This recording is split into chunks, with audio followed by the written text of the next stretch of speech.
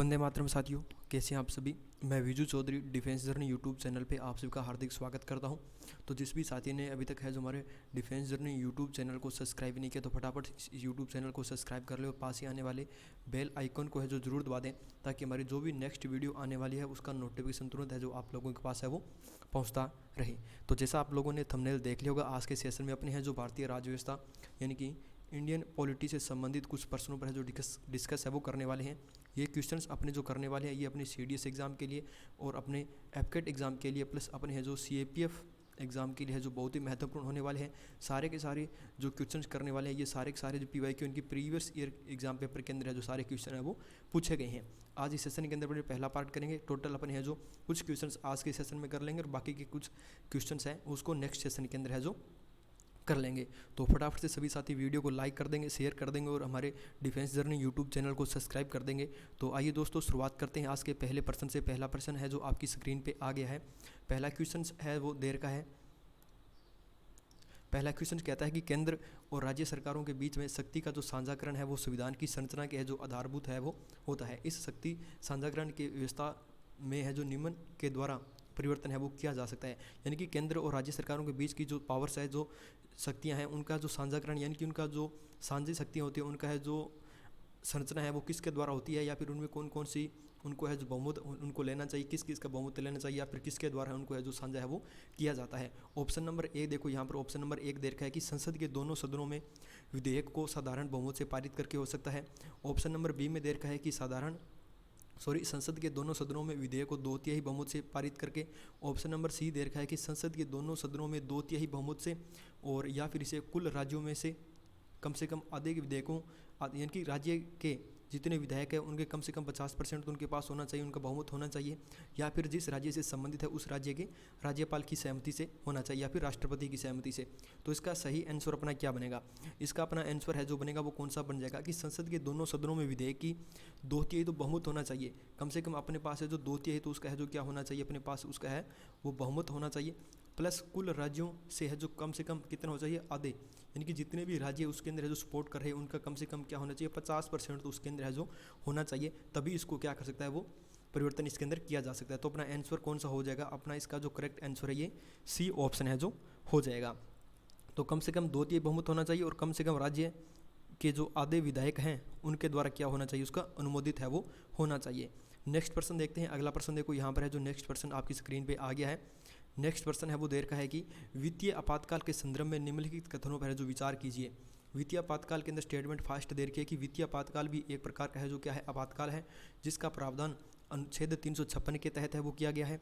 और second statement दे रखा है कि वित्तीय आपातकाल के मामले में राष्ट्रपति राज्यों से सरकारी कार्यालय में किसी भी वर्ग के व्यक्तियों के वेतन और भत्ते को कम करने के लिए है वो कह सकता है। अपने को बताना है कौन सा स्टेटमेंट यहाँ पर है वो सही है, कौन सा स्टेटमेंट यहाँ पर सही है। इसके अंदर देखो, वित्तीय आपातकाल एक प्रकार का आपातकाल है, इसका प्रावधान है वो 356 के अंतर्गत आता है। इसको आपको बताना है तो इसका सही आंसर है वो क्या बनेगा। तो वित्तीय आपातकाल है वो एक प्रकार का आपातकाल है, और क्या कहता है कि ये 356 जो आर्टिकल 356 है उसके तहत है जो आता है, ये बात सही है। तो इसका आंसर कौन सा बनेगा? अपना ये ऑप्शंस बनेगा ऑप्शन नंबर 2, यानी कि केवल जो स्टेटमेंट दूसरी है वो सही है। यानी कि वित्तीय आपातकाल के मामले में राष्ट्रपति है वो राज्य से सरकारी कार्यालय के अंदर किसी भी वर्ग के व्यक्तियों के जो वेतन और भत्ते हैं उनको कम करने के लिए है वो क्या कह सकता है। यानी कि आपातकाल भारत के राष्ट्रपति द्वारा संसद की स्वीकृति पर है जो क्या किया जाता है, उसको है जो घोषित किया जाता है। जब संसद की स्वीकृति मिलेगी तभी उसको क्या किया जाएगा, राष्ट्रपति के द्वारा है जो आपातकाल की घोषणा है वो कर सकता है। संसद की स्वीकृति के बिना है जो राष्ट्रपति आपातकाल की घोषणा है वो नहीं है जो कर सकता है। यदि राष्ट्रपति को ऐसा लगता है कि भारत की, जैसे इंडिया की बात करें तो इंडिया की अगर जो वित्तीय स्थिति है वो संकट के अंदर है, तो इसलिए एक पहला कथन तो अपना गलत हो जाएगा, क्यों उसके तहत जो प्रदान है वो नहीं किया गया है। लेकिन यहाँ तक कि वो केंद्र सरकार के कर्मचारियों और उसके अंतर्गत आने वाले जितने भी मतलब वेतन भत्ते उनको कम करने के लिए है वो कह सकता है। तो अपना ऑप्शन नंबर कौन सा हो जाएगा? बी ऑप्शन, केवल सेकंड स्टेटमेंट है वो सही है जो हो जाएगा। अब फटाफट से मुझे सभी साथी बताएंगे कि जो राष्ट्रीय वित्तीय आपातकाल है, जो फाइनेंशियल इमरजेंसी है, उसका जो प्रावधान है वो कौन से आर्टिकल के तहत आता है? आर्टिकल कौन सा होगा? फटाफट से सभी साथी है जो मुझे कमेंट बॉक्स के अंदर है जो बताएंगे कौन सा आर्टिकल हो जाएगा। अभी 356 नहीं होगा, 360 होगा। यहाँ पे आर्टिकल कौन सा हो जाएगा आपका? 356 नहीं होगा, 360 इसका है जो करेक्ट आंसर है जो हो जाएगा कि वित्तीय आपातकाल का जो प्रावधान है वो आर्टिकल 360 के अंतर्गत है वो किया गया है। नेक्स्ट प्रश्न देखते हैं। अगला प्रश्न देखो, तीसरा प्रश्न है जो अपना क्या कहता है। तीसरा प्रश्न दे रखा है कि निम्नलिखित में से किसी मामले में सरकार का निजी संपत्ति अधिग्रहण के मुआवजा देने का दायित्व है। स्टेटमेंट्स अपने पास दे रखी है कि पहली स्टेटमेंट है कि जब सरकार किसी धार्मिक स्थान या संस्था की संपत्ति का अधिग्रहण करती है। स्टेटमेंट नंबर 2 दूसरा देखो दे रखा है कि जब सरकार अल्पसंख्यक शैक्षणिक संस्थान की संपत्ति का अधिग्रहण करती है। तो यहाँ पर आपको सही स्टेटमेंट है वो बताना है, वो कौन सा है जो हो जाएगा। तो सही स्टेटमेंट देखो यहाँ पर है जो कौन सा हो जाएगा, दे रखा है कि इसका जब सरकार अल्पसंख्यक शैक्षणिक संस्थान की संपत्ति का अधिग्रहण करती है। तो ये अपना स्टेटमेंट ऑप्शन नंबर बी, यानी कि ये एक ही स्टेटमेंट है जो यहाँ पर अपना सही आंसर है जो बनेगा। केवल कथन जो सेकंड है वो सही है, क्योंकि संसद और राज्य है जो विधानसभाओं को सरकारों द्वारा है जो निजी संपत्ति के अनिवार्य और अधिग्रहण या फिर उनको अध्यपेक्षा के लिए कानून बनाने का है जो उनके पास है जो क्या है अधिकार है। लेकिन जब जो 44वां संविधान संशोधन हुआ था 1978 के अंदर, उसने है जो 2 मामलों को छोड़कर इस संबंध में मुआवजा देने के जो संवैधानिक दायित्व है उसको क्या कर दिया गया था, समाप्त है वो कर दिया था।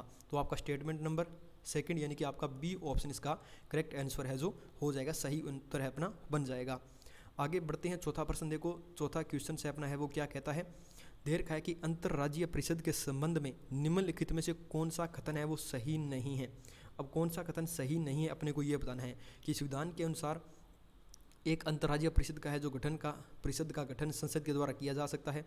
पंछी आयोग की सिफारिश पर अंतर्राज्यीय परिषद का गठन किया गया था, या फिर अंतर्राज्यीय परिषद के निर्णय में प्रकृति में है जो बाध्यकारी है, या फिर नन ऑफ दीज। तो इसमें से कौन सा कथन अपने को बताना है कि कथन सही है। निम्न में से कौन सा कथन है जो सही है अपने को ये बताना है। तो उपरोक्त में से कोई नहीं बनेगा।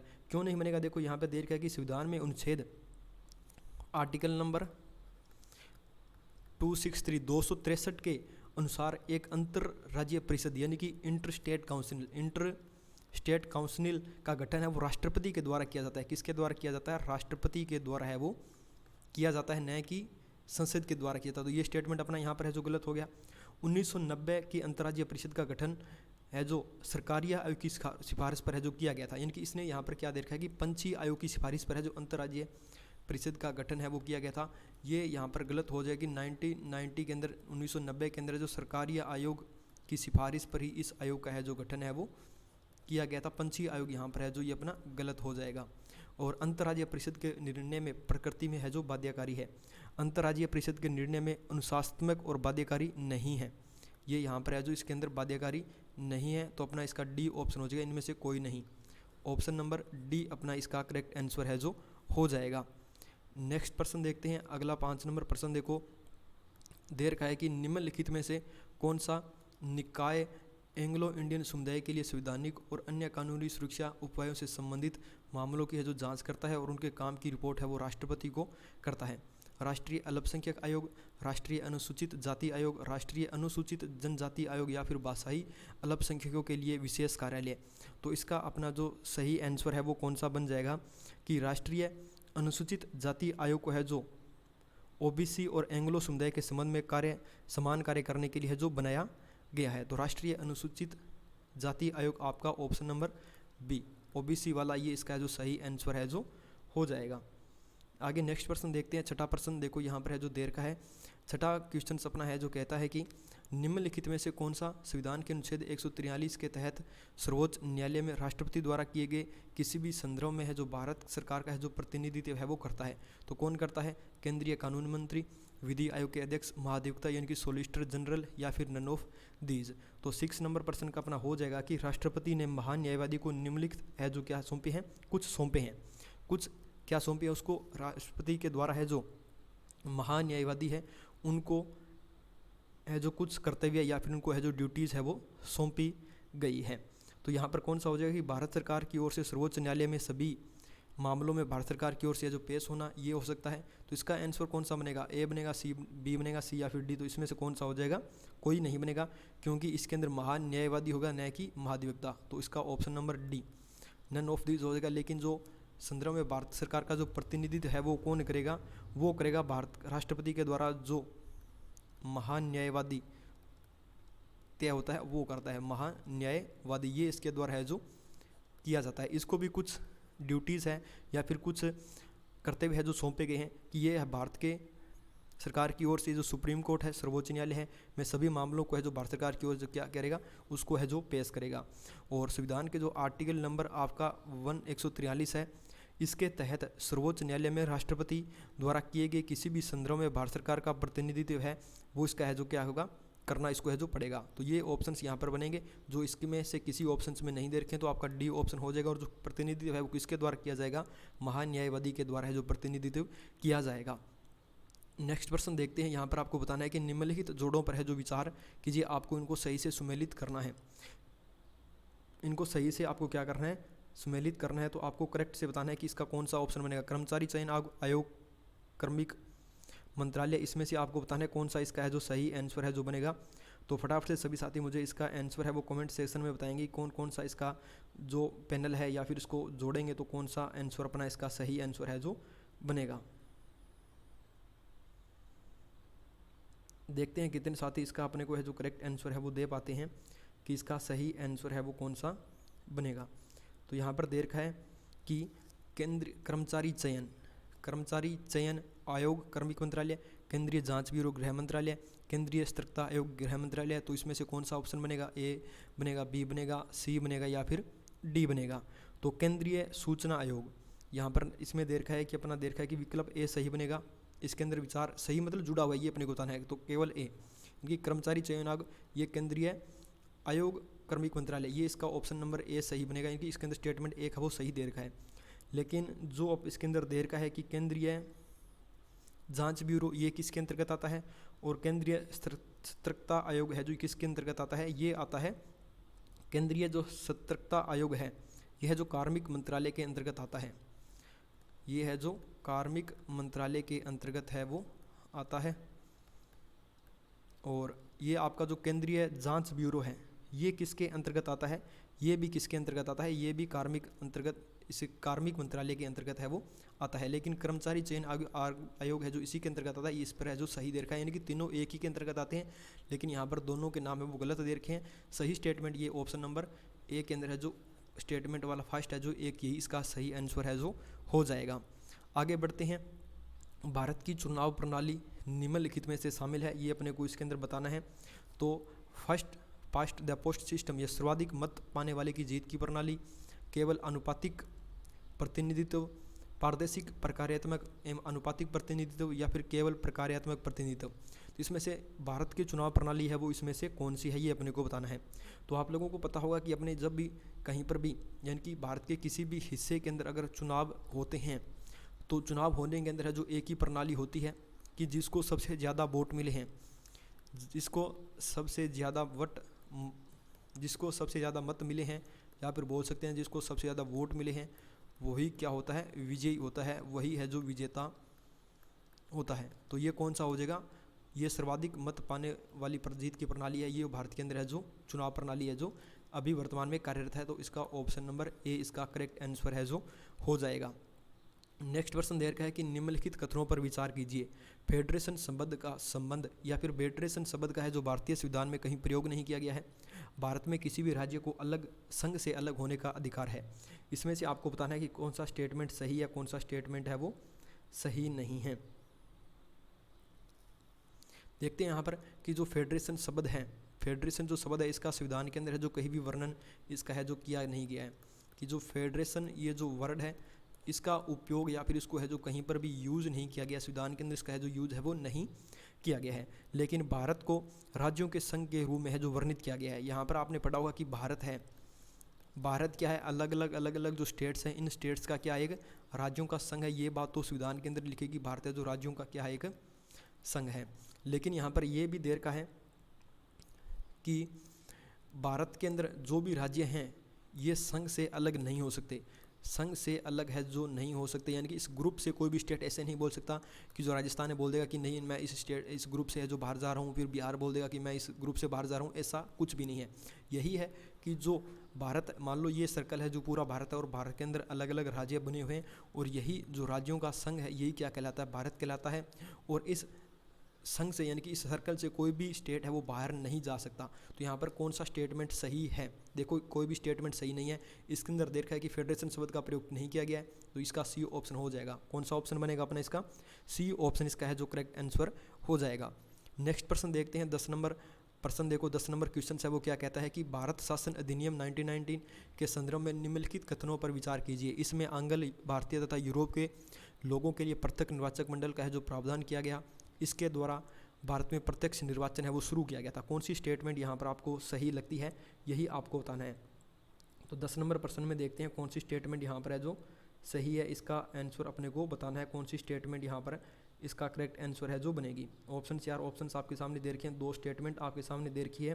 फटाफट से सभी साथी मुझे बताएंगे और सभी साथी चैनल को सब्सक्राइब कर लेंगे, वीडियो को लाइक और शेयर जरूर कर देंगे, ताकि आगे आने वाले सेशन में आप है जो अच्छे तरीके से इसका है जो क्या कर सकें, आंसर है जो मुझे दे सकें। तो यहाँ पर कौन सा बन जाएगा कि भारत शासन अधिनियम 1919 के अंदर है जो सिखों को, भारतीय ईसाइयों को, आंग्ल भारतीयों और यूरोपीय लोगों के लिए एक पृथक निर्वाचक मंडल का है जो प्रावधान है वो किया गया है। एक पृथक निर्वाचन मंडल का है जो प्रावधान है वो किया गया। किन किन के लिए किया गया मैं यहाँ पर लिख देता हूँ। सिखों के लिए किया गया है, और किन के लिए किया गया है? भारतीय ईसाई यानी कि भारत के अंदर जो ईसाई धर्म के जो लोग रह रहे हैं उनके लिए है वो किया गया है। आंग्ल भारतीय यानी कि एंग्लो इंडियन के लिए भी किया गया है।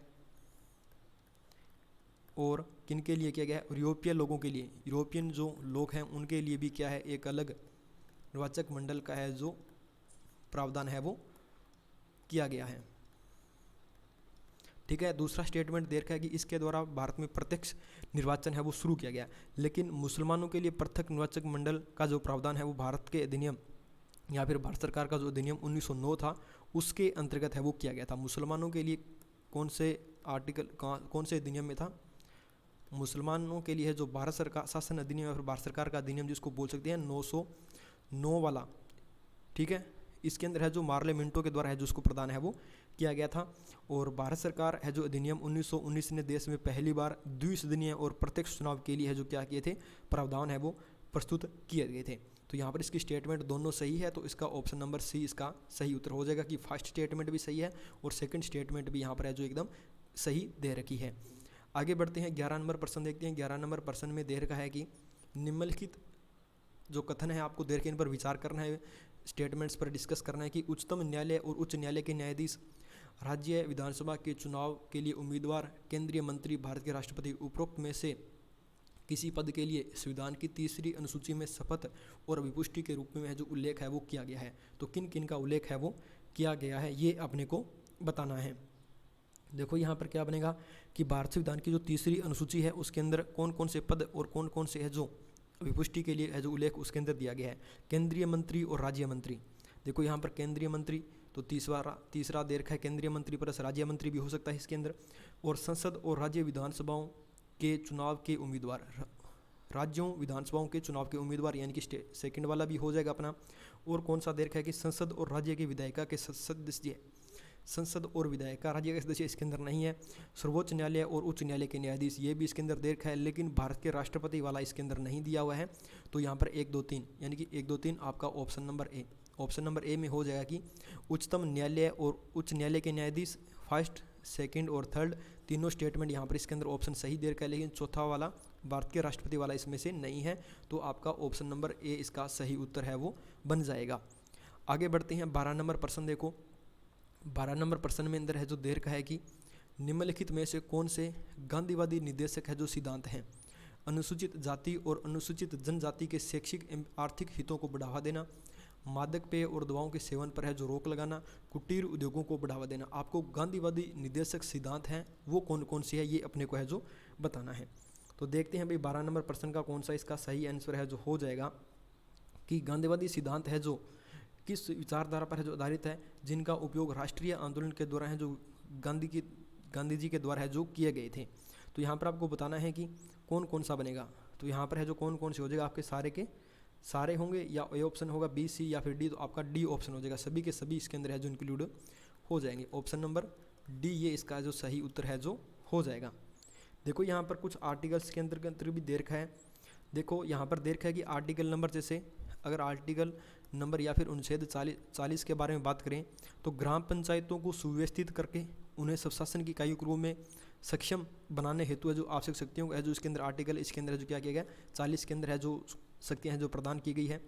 आर्टिकल जो 43 है, आर्टिकल 43 में कहा गया है कि ग्रामीण क्षेत्रों के अंदर जो व्यक्तिगत या सहयोग के आधार पर है जो कुटीर उद्योग है उनको है जो बढ़ावा देना, तो कुटीर उद्योगों का बढ़ावा देना ये आर्टिकल 43 के अंतर्गत है जो हो जाएगा। और यहाँ पर है जो मादक पेय और दवाओं के सेवन पर रोक लगाना, ये कौन से आर्टिकल में हो जाएगा, ये आपका आर्टिकल नंबर अनुच्छेद 47 के अंतर्गत है जो हो जाएगा। और अनुसूचित जनजाति और जाति वाला ये कौन से में हो जाएगा, ये आपका आर्टिकल नंबर 46 के अंतर्गत है जो हो जाएगा। तो आपका डी ऑप्शन इसका सही उत्तर है वो हो जाएगा। आगे बढ़ते हैं, यहाँ पर 13 नंबर प्रश्न देखो। 13 नंबर क्वेश्चन है वो क्या कहता है कि भारतीय संविधान के संबंध में निम्नलिखित कथनों पर विचार कीजिए। भारतीय संविधान को 26 जनवरी 1950 को अपनाया गया था। भारत का संविधान एक पावन दस्तावेज है जिसका अर्थ है कि इसे कभी बदला नहीं जा सकता। अमेरिकी संविधान कठोर है जबकि भारतीय संविधान लचीला है। इसमें से कौन सी स्टेटमेंट अपने संविधान के अकॉर्डिंग सही है, यही आपको स्टेटमेंट यानी कथनों में से कौन सा सही नहीं है, कौन सी स्टेटमेंट अपने अकॉर्डिंग मतलब संविधान के अकॉर्डिंग सही नहीं है, ये आपको स्टेटमेंट है जो बताना है। तो यहाँ पर देखो कौन सी स्टेटमेंट है वो सही नहीं है। देखो भारत के संविधान को 26 जनवरी 1950 को किया गया था या फिर 49 को, तो पहली स्टेटमेंट के बारे में देखेंगे तो ये हो जाएगा आपका 26 नवंबर होगा, यहाँ पर जनवरी नहीं होगा, और 1949 इनकी 1949 होगा। तो ये स्टेटमेंट तो अपना यहाँ पर गलत हो गया। भारत का संविधान एक पावन दस्तावेज है, इसका अर्थ इसे कभी बदला नहीं जा सकता। लेकिन अपने संविधान के अंदर तो बहुत सारे संशोधन है जो हो चुके हैं, मतलब ये भी स्टेटमेंट यहाँ पर सही नहीं है। अमेरिकी संविधान कठोर है जबकि भारतीय संविधान लचीला है।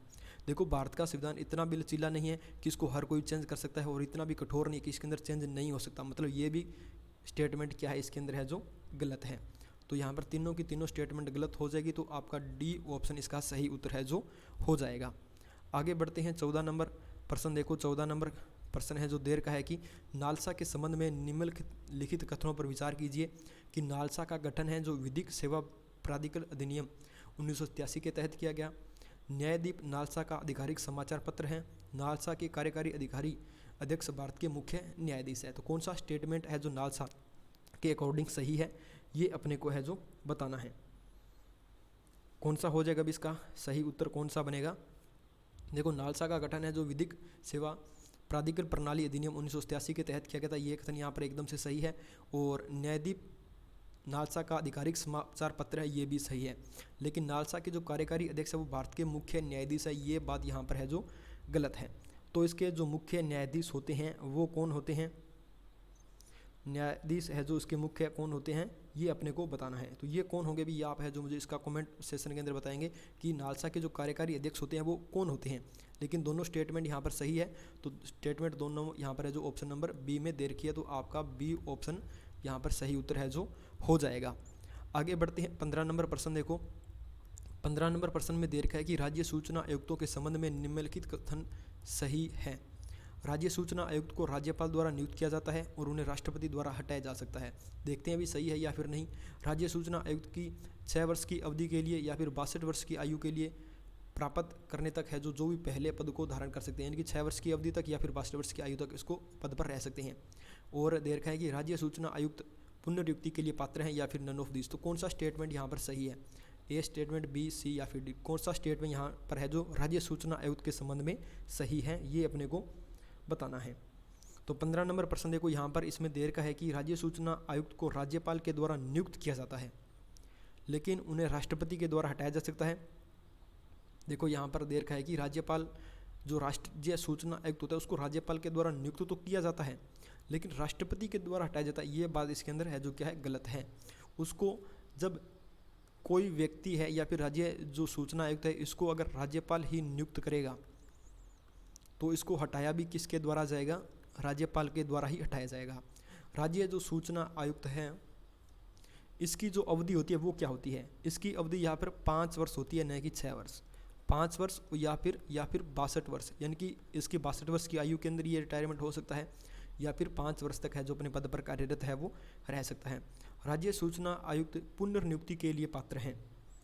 राज्य सूचना आयुक्त है जो पुनर्नियुक्ति के लिए पात्र नहीं है, तो अपना डी ऑप्शन हो जाएगा। डी ऑप्शन उपरोक्त में से कोई नहीं, डी ऑप्शन इसका सही उत्तर है जो हो जाएगा। आगे बढ़ते हैं 16 नंबर प्रश्न देखो। 16 नंबर प्रश्न है वो क्या कहता है अपना कि निम्नलिखित में से कौन संसद और राज्यों दोनों के लिए एक नई अखिल भारतीय सेवा बनाने के लिए अधिकृत है? भारत के राष्ट्रपति, लोकसभा के सभापति, अंतर्राज्यीय परिषद या फिर राज्यसभा? तो कौन सा होगा इसमें से? यहाँ पर अपनी संघीय भूमिका के कारण है जो राज्यसभा को 2 शक्तियाँ हैं वो दी गई है। कौन कौन सी दी गई है राज्यसभा को 2 शक्तियाँ कि जिनका लोकसभा द्वारा है जो उपयोग है वो नहीं किया जाता। राज्यसभा को कुछ 2 अलग अलग शक्तियाँ दी गई है जिनका है जो उपयोग लोकसभा के द्वारा है वो नहीं किया जा सकता। ठीक है, तो ये दे रखा है कि संसद है जो राज्य सूची को आर्टिकल 249, संसद है वो राज्य सूची को आर्टिकल 249 इसके तहत जो संकलन विषय पर कानून बनाने के लिए अधिकार है। संकलन यानी कि दोनों का अगर कोई एक होता है तो उसके अंदर है जो कानून बनाने का इसके पास है जो आर्टिकल 249 के तहत इसके पास है जो अधिकार है। लेकिन संसद को केंद्र और राज्य दोनों के लिए नई अखिल भारतीय सेवा बनाने का जो अधिकार है वो आर्टिकल किसके तहत मिलता है? आर्टिकल 312 के तहत है जो मिलता है। तो कौन सा हो जाएगा इसका ऑप्शन नंबर अपना इसका कौन सा हो जाएगा? सी, राज्यसभा। राज्यसभा इसका ऑप्शन नंबर सी हो जाएगा। यहाँ पर देखो डी ऑप्शन है, सारे के सारे यहाँ पर टिक करेंगे तो ऑप्शन डी दे रखा है, ऑप्शन सी यहाँ पर नीचे है, तो राज्यसभा इसका सही उत्तर है जो हो जाएगा। आगे बढ़ते हैं 17 नंबर प्रश्न देखो। 17 नंबर प्रश्न अपना है जो क्या कहता है कि धन विधेयक के संबंध में आपको स्टेटमेंट दे रखी है, कौन सी स्टेटमेंट सही इन पर डिस्कस करना है कि इसे भारत के राष्ट्रपति की अनुशंसा से ही लोकसभा में पेश किया जाता है, और जब धन विधेयक राष्ट्रपति की अनुमति के लिए प्रस्तुत किया जाता है तब वह विधेयक को रोकने की घोषणा कर सकता है। कौन सा स्टेटमेंट सही है? ए वाला, बी, सी या फिर डी, यानी कि कौन सी स्टेटमेंट सही आपको ये बताना है धन विधेयक से संबंधित है।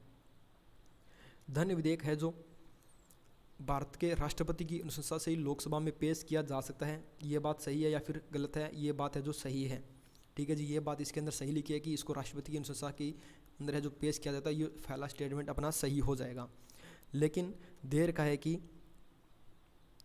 राष्ट्रपति है जो धन विधेयक पर अनुमति रोक करने की घोषणा कर सकता है, परंतु वह ऐसा है जो केवल मंत्री परिषद की सलाह पर ही कर सकता है, अपने विवेक पर है वो नहीं कर सकता। तो ये स्टेटमेंट क्या होगा?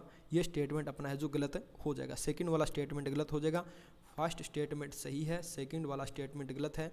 तो फर्स्ट सही किस में दे रखा है?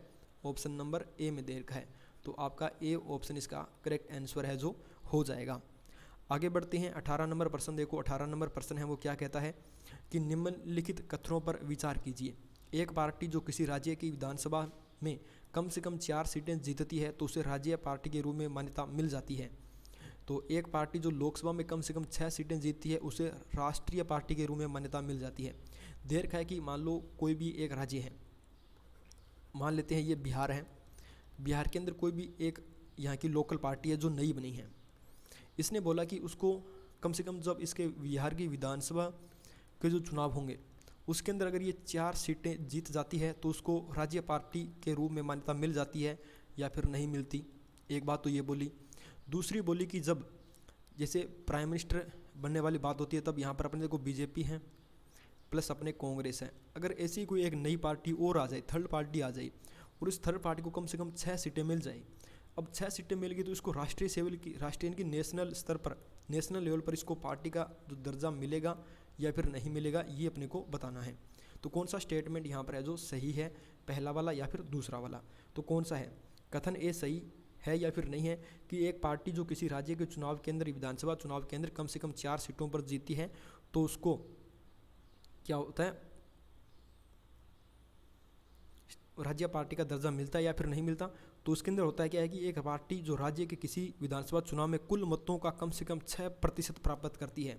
यहाँ पर कुल मत जो होते हैं, टोटल जो वहाँ के जो वोट होते हैं उन वोट का कम से कम उसको 6% है वो प्राप्त करना पड़ता है, और कम से कम 2 सीट पर वो है जो विजयी होनी चाहिए। ये दोनों अगर कंडीशन अप्लाई करती है तो उसको मान्यता मिल सकती है।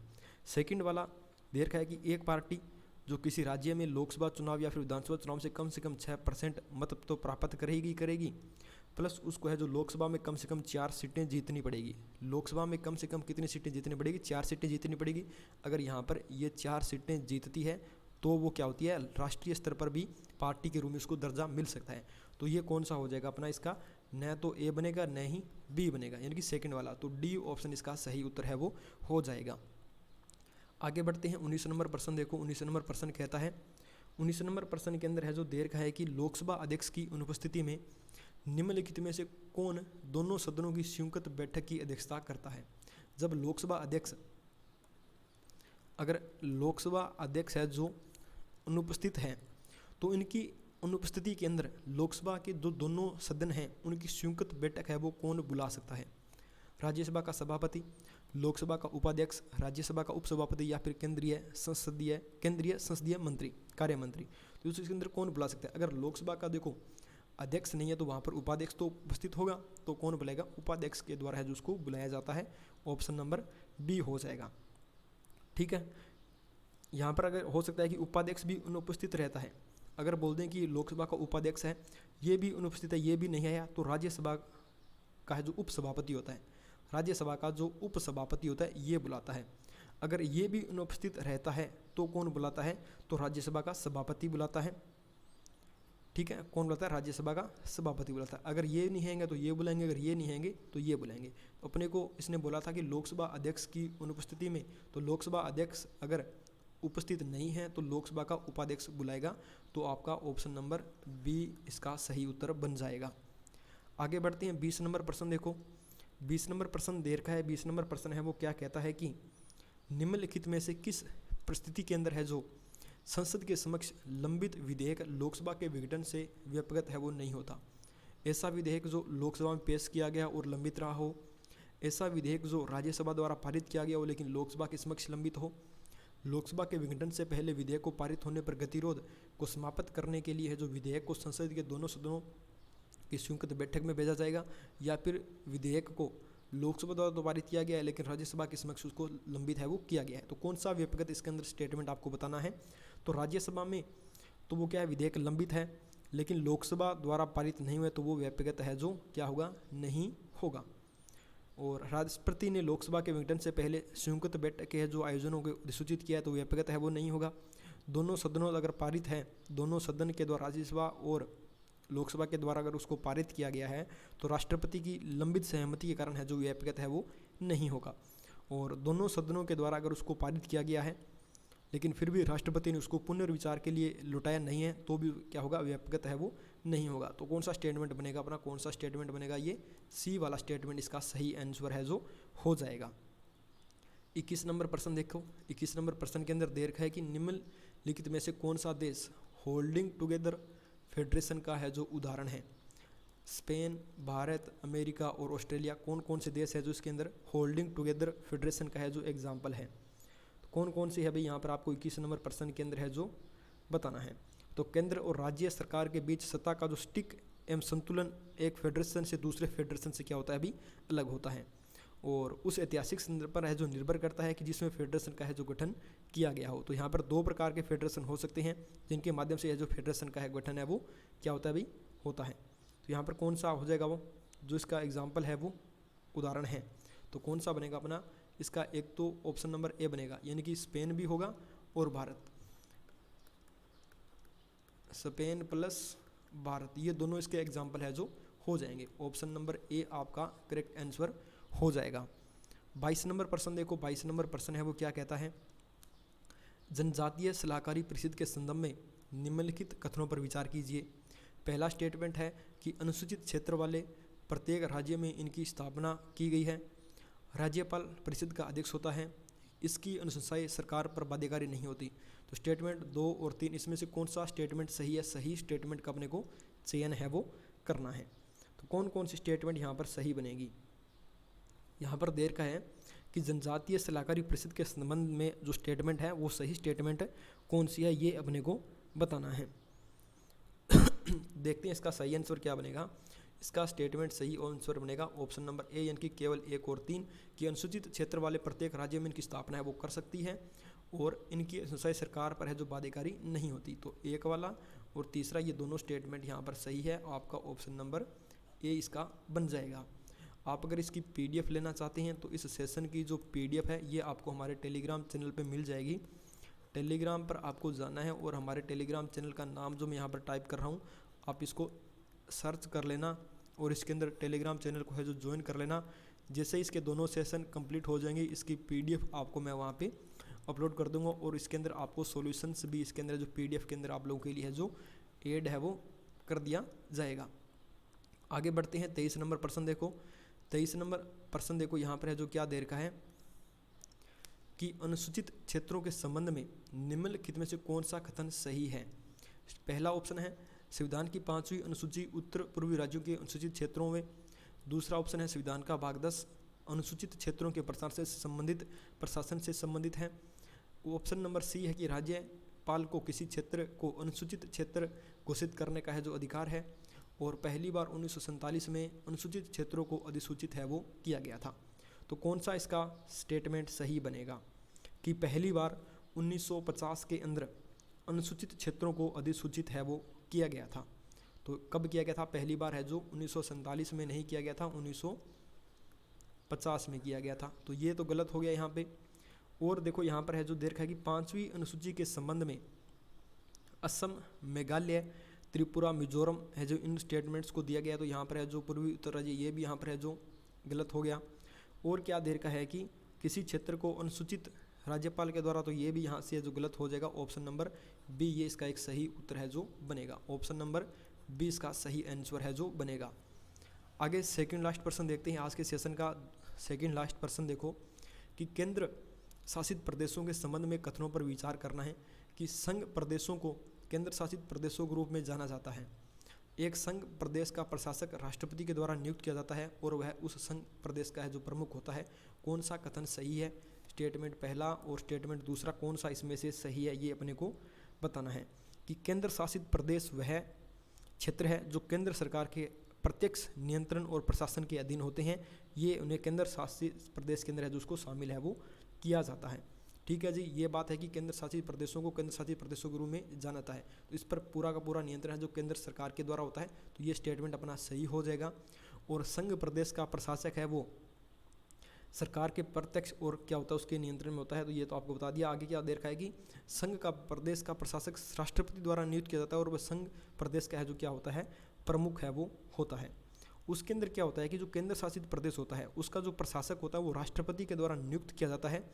लेकिन केंद्र शासित प्रदेश का जो प्रशासक है वो राष्ट्रपति का क्या होता है प्रतिनिधि होता है। वह राज्यपाल के समान है जो राज्य का प्रमुख है वो नहीं होता। राज्य का प्रमुख है जो नहीं होता। जिस प्रकार से कोई भी एक राज्य है उसके अंदर जो राज्यपाल होता है तो ये क्या होता है इसका है जो राज्य का क्या होता है प्रमुख होता है। लेकिन अपने यूनियन टेरिटरी की यानी कि यूटी के बारे में बात करें तो अगर कोई भी एक यूटी है इसका जो यूटी के अंदर एक व्यक्ति है उसको राष्ट्रपति या प्रशासक के रूप में नियुक्त किया गया है तो वो इसका हेड है वो मुख्य नहीं हो सकता। तो ये कौन सा हो जाएगा अपना स्टेटमेंट एक ही सही बनेगी। Option number A. Option number a choice का अपना सही आंसर इसका है जो हो जाएगा।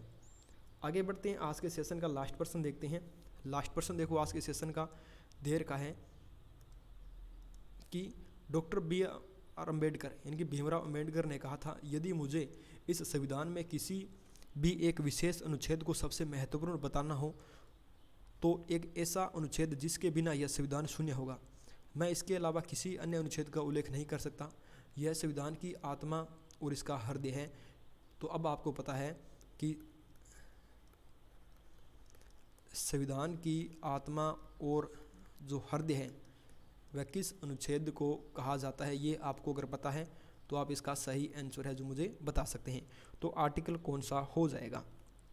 कौन सा आर्टिकल हो जाएगा आपका? Article number 32। आर्टिकल नंबर 32 इसका सही आंसर है जो हो जाएगा। आर्टिकल नंबर 32 इसका सही आंसर हो जाएगा जिसको संविधान की आत्मा और इसका हृदय कहा गया। अगर आर्टिकल 32 संविधान के अंदर नहीं है तो संविधान है जो क्या हो जाएगा शून्य के बराबर है जो हो जाएगा। ठीक है, तो आपका ऑप्शन नंबर बी कौन सा हो जाएगा? सी। आर्टिकल नंबर 32 इसका सही आंसर है जो हो जाएगा। तो आज के सेशन में अपने यहाँ से है तो 1 से 25 तक के क्वेश्चन ही रखते हैं। आगे वाला जो सेशन होगा उसके अंदर अपने 26 से लेकर 50 तक के क्वेश्चनों को रखेंगे। और जिस भी साथी ने अभी तक डिफेंस जर्नी को सब्सक्राइब नहीं किया प्लीज़ इसको सब्सक्राइब कर दें। वीडियो आपको कैसा लगा सभी साथी वीडियो को लाइक करेंगे और कमेंट बॉक्स के अंदर है जो कमेंट करके ज़रूर बताएंगे। तो सभी साथियों को मेरा वंदे मातरम, जय हिंद, जय भारत।